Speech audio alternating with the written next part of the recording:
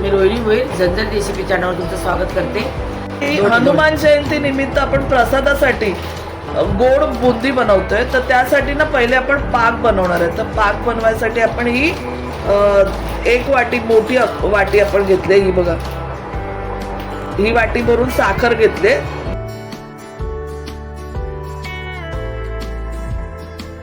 अजून एक वाटी सेम, हे बघा एवढी मोठी वाटी, याच वाटीच्या मापाने अजून एक वाटी आपण साखर घेतली। ही अजून एक वाटी, म्हणजे 2 वाट्या आपण ही साखर घेतलेली आहे। 2 वाटी साखर, आणि साखर जरा ना निवडून घ्यायची, कधी कधी साखरेत कचरं असतं। आपण या साखरेमध्ये आता पाणी टाकून घेऊया। हे बघा, 1 वाटी,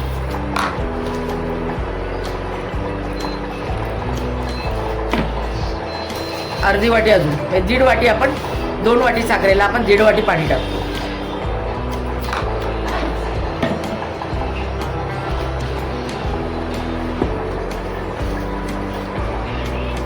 गॅस आपण फास्ट केलाय, उकळी येऊ देऊया आपण। उकळी आली ना साखरेला की आपण 1च मिनिट चालू ठेवणार आहे, नंतर चासणी आपण बंद करून ठेवून देऊया थंड करायला।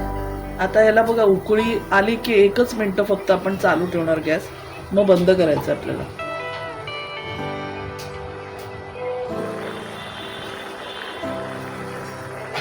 झालं 1 मिनिट। आता आपण चासणी पातळच आहे बघा, तुम्ही बघू शकता,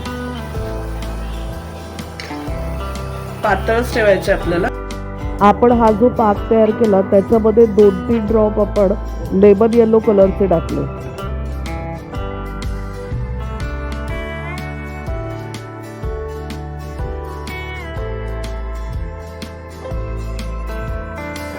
हा जो वरती झाग आलाय, म्हणजे फेस जो आलाय, तो काढून घेऊया आपण।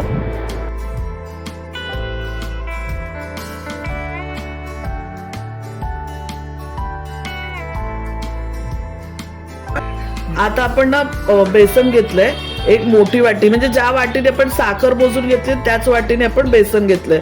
तर ही मोठी वाटी आपण घेतले, हे बघा, तर 1 वाटी घेतलंय बेसन आपण इथे। 1 चुटकी आपण घेतलंय सोडा। आता आपण इथे थोडं थोडं पाणी टाकून हे पीठ भिजवून घेऊया। आपल्याला भजीच्या पिठापेक्षा थोडं जाड पीठ ठेवायचं।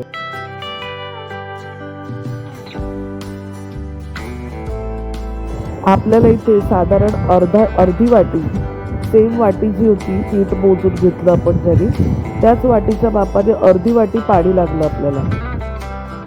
आपल्याला हे पीठ भरपूर फेसून घ्यायचं, जेणेकरून त्याचा येलो कलर चेंज होऊन हलका व्हाईट कलर येतो। भरपूर फेसायचंय, तर आपली बुंदी छान होते आणि क्रिस्पी बनते। आपण इथे बुंदी तळण्यासाठी तूप वापरले, तुम्ही तेल सुद्धा वापरू शकता। हे जी ज्याने आपण हे करतो, काय बोलतात त्याला, किसणी आहे ही, ज्याने आपण गाजर वगैरे किसतो त्याने आपण पाडणार आहे बुंदी। तर टोपानेच मी घेते। तूप चांगलं तापून घ्यायचंय आपल्याला, आणि आता आपण एका साईडने बुंदी टाकून घेऊया।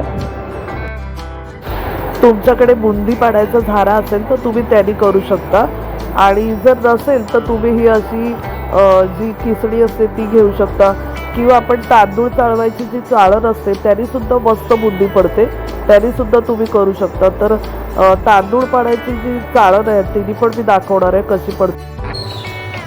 हलकं हलकं हाताने बघा, बोटाने हलकं हलकं टॅप करायचं। छान टपोरी अशी गोल बुंदी आपली पडलेली आहे। तर मी पटापट सर्व बुंदी पाडून घेते।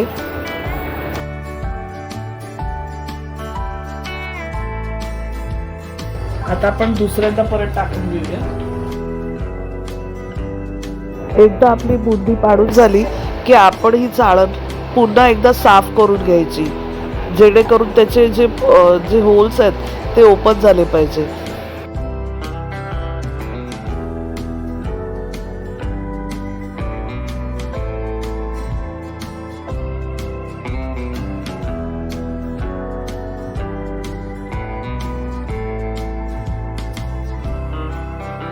तेलामध्ये बुडबुडे यायचे बंद झाले आणि कलर चेंज झाला, हलकासा कलरमध्ये चेंज येईल किंवा फरक येईल, तर समजायचं की आपली बुंदी चांगली फ्राय झालेली आहे। तर आपण एका प्लेटमध्ये तिला काढून घ्यायचं.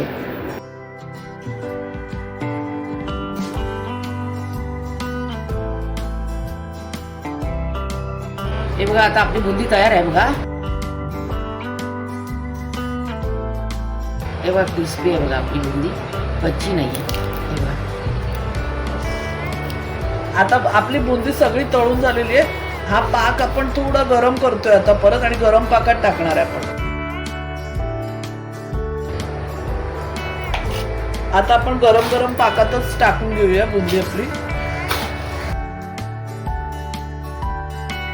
आपल्याला पाक जाड नाही करायचा, आपल्याला पाक पातळच ठेवायचा आहे.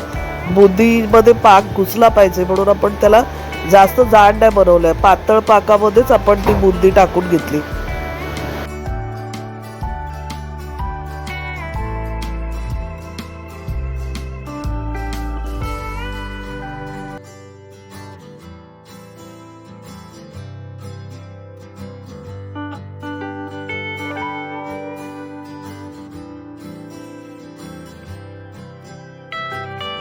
इथे मी एकदा तांदूळ चाळवायच्या चाळणीने पण तुम्हाला करून दाखवते. तुम्ही बघा, हे बघा किती छान गोल टपोरी अशी बुंदी पडले. तर मी एकदा टाकून दाखवते ती. मी बुंदी रात्रभर तशीच पाकामध्ये बुडवून ठेवली होती आणि सकाळी मी बुंदी एका ताटामध्ये मोकळी करून घेतली. खूप छान अशी आपली झालेली आहे.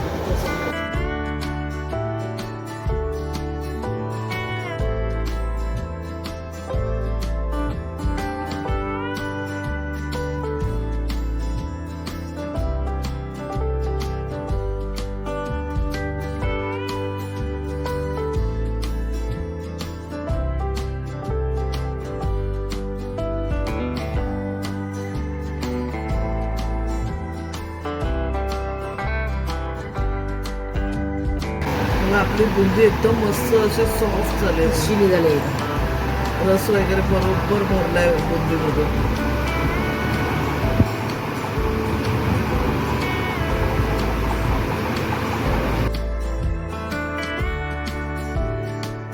हनुमान जयंतीच्या सर्वांना खूप खूप शुभेच्छा. तुम्ही सुद्धा अशी बुंदी बनवा आणि आम्हाला कळवा तुमची कशी झालेली ते.